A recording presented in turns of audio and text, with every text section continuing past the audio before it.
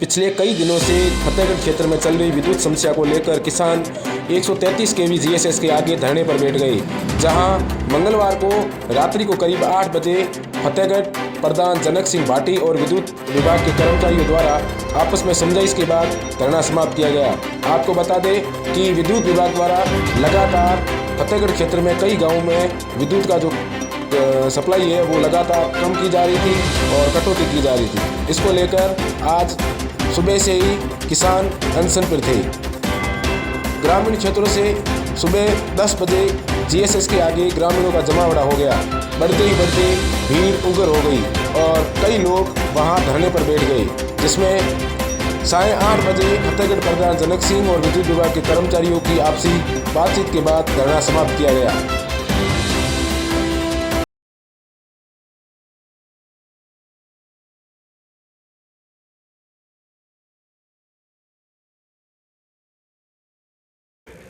हमारे और उस अधिकारियों के साथ में ये समझौता हुआ है, जो हमारी मुख्य मांग थी 132 सांगड़ जीएसएस का पावर ट्रांसफार्मर 25 का है, उसको एसई साहब ने ये बताया कि हमारे प्रपोजल एमडी साहब ने जयपुर भेज दिए, उसको स्वीकृत हम तत्कालीन कराएंगे। और दूसरी जो हमारी मांग थी वो डांगरी जीएसएस और लखमणा जीएसएस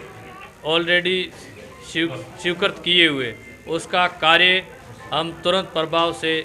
चालू कराएंगे। और तीसरी हमारी मांग थी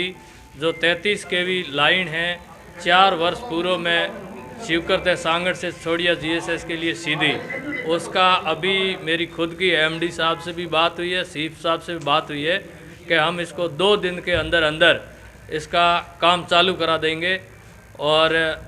चौथी मांग ये है कि जो 33 केवी बार बार ट्रिप होती है, उसका इन्होंने बताया, एसई साहब ने ये आश्वासन दिया है हमारे को और प्रधान फतेहगढ़ जनक सिंह भाटी को कि साहब हमारे को 12 घंटे का टाइम दो, हमारा जयन पूरी इसकी डिटेल लेके कहाँ से कहाँ तक ये तकलीफ आ रही है उस मूल जड़ तक हम पहुँचने की कोशिश करेंगे और जल्दी आपकी समस्या का समाधान करेंगे और 6 घंटे लाइट किसानों को पूरी देंगे। 5वीं हमारी मांग ये थी कि घरेलू लाइट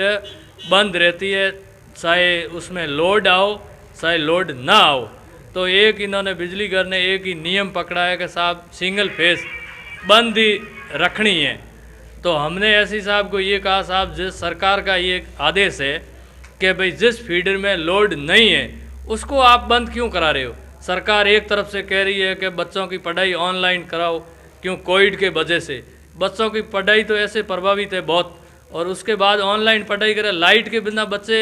ऑनलाइन कैसे करेंगे। ये तो एसई साहब को भी पता है, इनके भी बच्चे पढ़ते होंगे और अय्यन साहब के भी पढ़ते होंगे, मोबाइल चार्ज करना पड़ता है, सब कुछ है, लैपटॉप है वगैरह है। ऐसे तो मेरे को नहीं लग रहा है कि ऑनलाइन पढ़ाई करनी है लाइट के बिना बच्चे पढ़ सके। तो एसई साहब ने ये कहा है कि ये भी हम तत्कालीन इसका समस्या का समाधान करेंगे और इस बात के लिए हमने ये धरना जो जारी रखने का मूड बना लिया किसानों ने। एमडी साहब ने, सीफ साहब ने, एसई साहब ने ये आश्वासन दिया कि हमारे को